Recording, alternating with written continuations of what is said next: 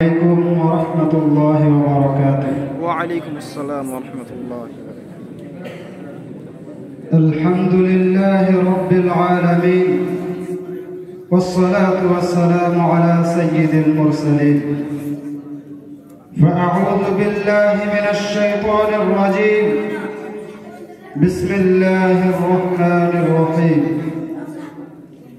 لقد كان لكم في رسول الله أسوة حسنة إلى آخر الآية. وقال رسول الله صلى الله عليه وسلم: أنا بعثت معلما، أو كما قال عليه الصلاة والسلام. हम क्या बयान करें सीरत रसूल की, हम क्या बयान करें सीरत रसूल की, अर्श बरी से पूछो आजमत रसूल की। वाह वाह वाह वाह। জামিয়া বারিয়া দারুল উলুম কর্তৃক আয়োজিত আঞ্জুমান ইসলাহুল বায়ানের পক্ষ থেকে আজকের এই ধনাঢ্য মজলিসের সুযোগ্য পরিচালক ও ন্যায়নিষ্ঠার কলম হাতে বিজ্ঞ বিচারক মণ্ডলী, সবুজ বাংলার প্রত্যন্ত অঞ্চল থেকে আগত আমার এলাক পিপাসু ছাত্র ভাইয়েরা ও আমার সামনে উপস্থিত সমস্ত শ্রোতা বিন্দুকে জানাই আমার পক্ষ থেকে আন্তরিক শুভেচ্ছা ও অভিনন্দন। প্রিয় ভাই ও বন্ধুগণ, আজকে আমি যে বিষয়ের উপর আলোচনা করব, আমার উক্ত বিষয় হলো বিশ্বনবী সাল্লাল্লাহু আলাইহি ওয়াসাল্লামের সিরাত সম্পর্কে। সময়ের স্বল্পতার কারণে উক্ত বিষয়ের উপর কিঞ্চিত পরিমাণ আলোকপাত করার প্রয়াস চালাবো ইনশাআল্লাহ। প্রিয় ভাই ও বন্ধুগণ, এই বিশাল পৃথিবী যখন ঘোর অন্ধকারে নিমজ্জিত ছিল, জাহেলিয়াতের ভয়াল অন্ধকার যখন ক্রমে গ্রাস করে নিচ্ছিল সমগ্র পৃথিবীকে, ঠিক তখনই মহান রব্বুল আলামিন আল্লাহ তাআলা এ ধরার বুকে প্রেরণ করেছিলেন এমন একজন মহামানবকে, যিনি স্রষ্টার সর্বশ্রেষ্ঠ সৃষ্টি জনাবে মুহাম্মদুর রাসূলুল্লাহ সাল্লাল্লাহু আলাইহি ওয়াসাল্লামকে, যিনি এমন এক সত্তা যা জগতের অবরম সৃষ্টির সমাবেশে তার কোনো তুলনা নাই। কুদরতের ব্যতিক্রম তুলিত আগামার স্রষ্টার সিজদা কৌশলে গতিহীন এক বিরল নমুনা ছিলেন তিনি, যার কারণে যা সুস্পষ্ট করণীয় প্রয়োজনীয় গোটা মানবের জন্য এক নমুনাহীন রাহবার ছিলেন তিনি। তার মতো কাল বিজয়ী, তার মতো বিশ্ব বিজয়ী এক পূর্ণাঙ্গ সর্বগুণের আকার দ্বিতীয় জন এ ধারার বুকে আর কোনোদিন আসবে না। প্রিয় ভাই ও বন্ধুগণ, নবী সাল্লাল্লাহু আলাইহি ওয়াসাল্লাম মক্কার কুরাইশ বংশ মা আমিনার উদরে এ ধারার বুকে 12 রবিউল আউয়াল আগমন করেন।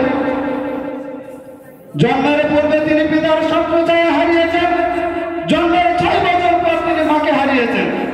পিতামাতার সম্প্রদায় হারিয়ে যখন তিনি ধীরে ধীরে বড় হতে লাগলেন, মানুষের মাঝে এমন উত্তম চরিত্র ও এমন উত্তম আখলাকের নজির ঘটালেন, যার কারণে আরবের সমস্ত কাফের মুশরিকরা পর্যন্ত তিনাকে আল্লাহর সঠিক উপাধিতে ভূষিত করতে বাধ্য হয়েছিলেন।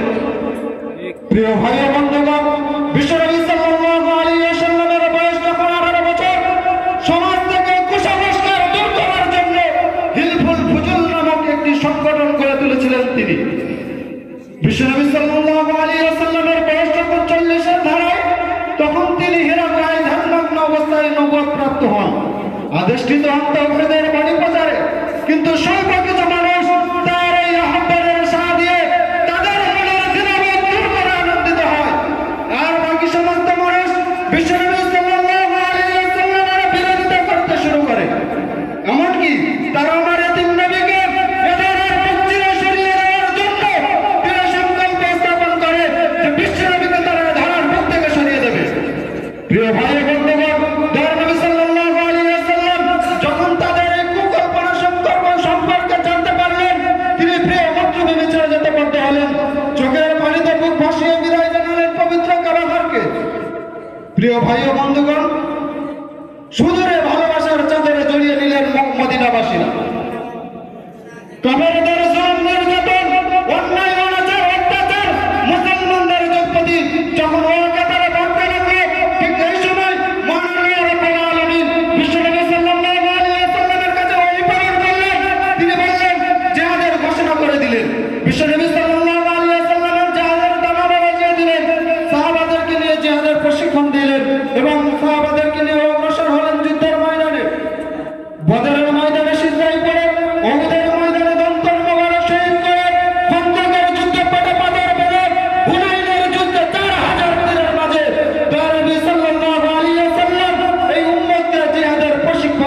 গিয়েছিলেন।